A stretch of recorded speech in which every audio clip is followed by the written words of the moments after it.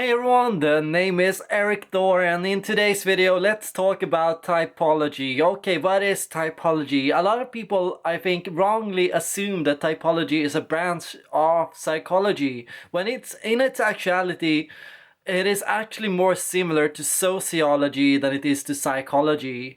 And the core reason for this is how the typology has transformed a lot over the past 50 years, especially with Isabella Briggs' addition with the Myers-Briggs personality types. Typology has gone from a practice that attempted to be psychological in its nature to being something that is typological in its nature. And what is the difference? Why is this a problem? Is there even a problem?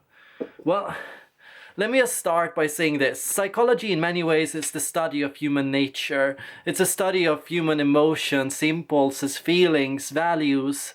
It's a study of who we are as human beings. It's a study of the deeper experience of being a human. And in many ways, psychology takes its root in the human experience. Now, let's look at typology. Does typology follow this, or does typology differ from this? My argument is that typology has come to become much more about the study of human behavior and human actions and human values in groups relative to one another, rather than the actual human experience. There is little focus on the actual emotions a person is feeling. There is little focus on a person's core values, needs and emotions and issues. And there is more likely to be a focus on a person's sociology, how people are to other people, and how we are acting and behaving. Most definitions of typology are more focused on how common or how well displayed a function is, rather than its feel or its experience. People are more focused on identifying the use and the rate of use of a certain action. How often a person uses a certain word, how often a person behaves in a certain manner, how much energy a person shows, how much passion a person shows, how active a person is, how talkative a person is, how reflective a person is.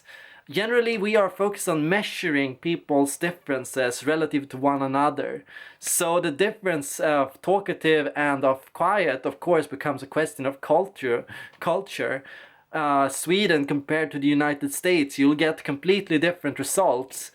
And so, in many ways, I think that people are often working very hard to use these often very objective and measurable cues like talkativeness or outgoingness, and trying to transform them into social experiences or social phenomena.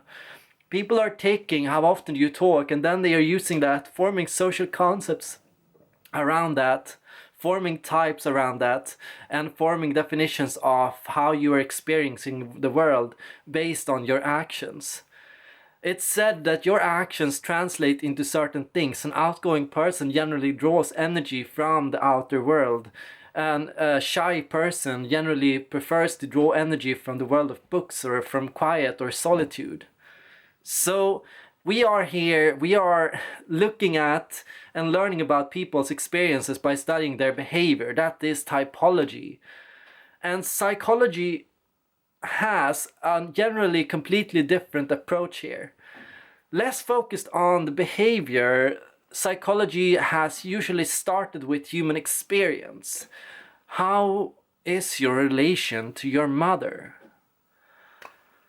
How did you feel when you fell off the trailer as a kid?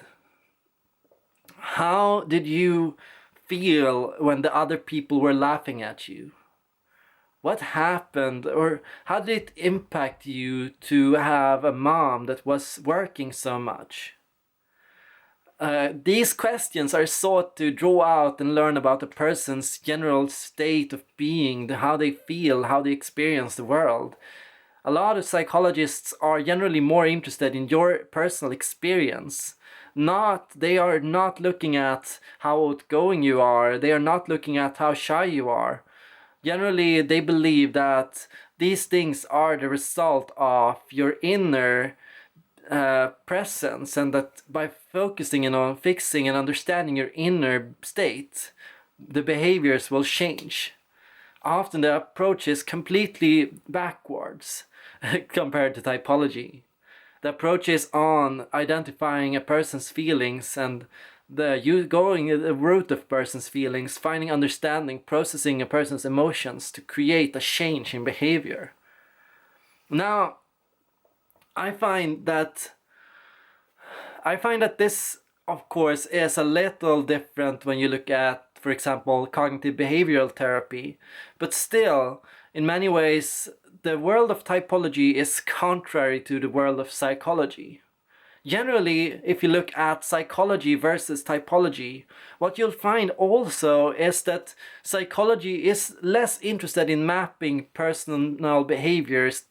They aren't interested in the world of typing a person, stating that there is such a person as an introvert or an extrovert. Psychology generally isn't interested in such categorization, I think often fearing that it is limiting or that it traps the patient or the person that they are trying to help.